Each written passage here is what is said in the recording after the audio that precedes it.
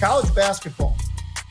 Remember when the SEC was not even anybody ever heard of them having basketball teams? I mean, I'm not kidding. Going back to the 70s and the 80s and the 90s, how often would we see Alabama as part of that whole thing, right? Auburn as part of that whole thing. It just didn't happen. Well, it is now. And right now, John, as we sit, 8 of the top 25 teams in America are coming from the SEC. From Auburn all the way down to Mississippi State. Auburn is number 1, Mississippi State's number 25.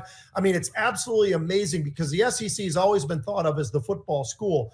They're the football world. They're also the basketball world. I'd even throw in there, they're pretty damn good in baseball as well. So the SEC really is right now, I think, the best conference in all of sports in the college level. Absolutely incredible what they've been able to do, John. You've got Florida, you got Alabama, Tennessee, Missouri, Texas A&M, Kentucky, and Mississippi State.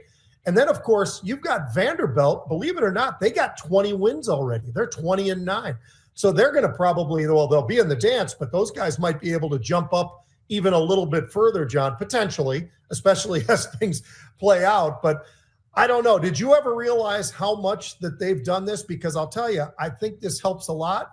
How about the SEC network and all the rest of the money that's out there in the world? I mean, this all plays into it, right? I mean, that they're that good. It used to be the Big Ten.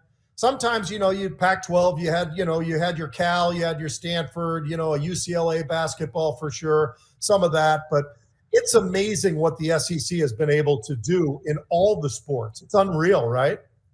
Yeah. And like you said, Pete, it used to be if you talked about SEC, it was only Kentucky and only Florida. Mm-hmm. Because I think Florida was in the big dance, Pete, and getting into the finals twice. Yeah. In the past decade or last 15 years. Mm-hmm. And Kentucky, well, yeah, they were always good. Yeah.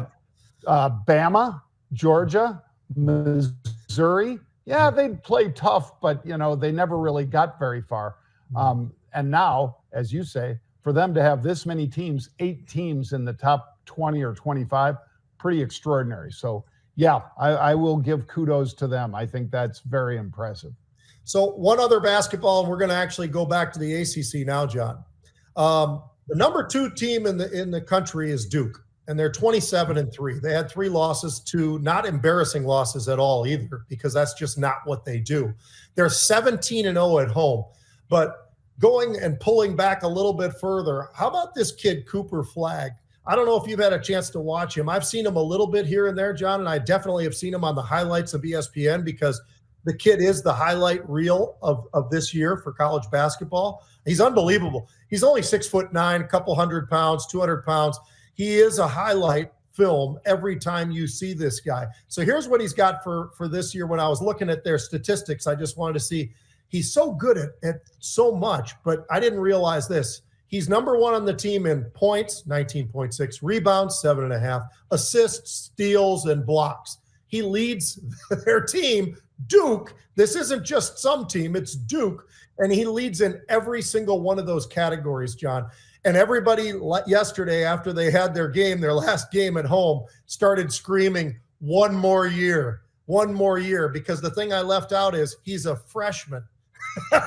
And this guy is going to the NBA.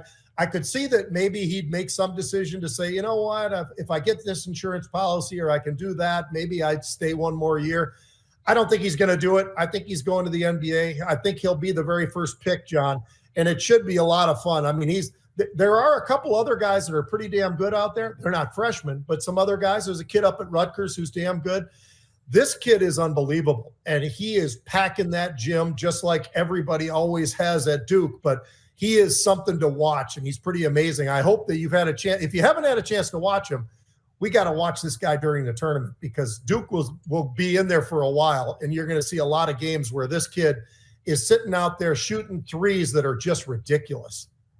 Well, at his size, Pete, and maturity, because, again, playing in the ACC at a school, with this kind of tradition like Duke has, there's a lot of pressure. But this kid has shown through the talent that he's got. So, yes, I have not seen a complete game, Pete, but I've seen so many reels so many TikToks of this guy just filling up the basket that I think you're right. He's likely to be a number 1 pick overall.